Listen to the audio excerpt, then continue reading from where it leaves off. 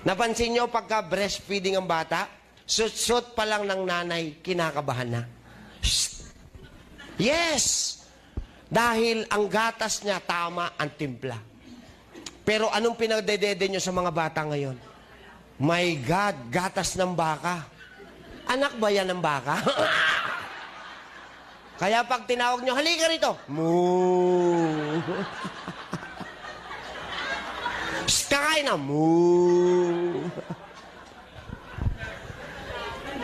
Paulit-ulit na lang kami. Paulit-ulit. Sa DOH, alam nyo naman to. Ang linaw-linaw ng commercial. Breast milk is still best for and daddies. Kaya dalawa yan. Huwag kayong madamot. Kaso ang problema ngayong panahon ngayon, yung daddy lang ang dumidede.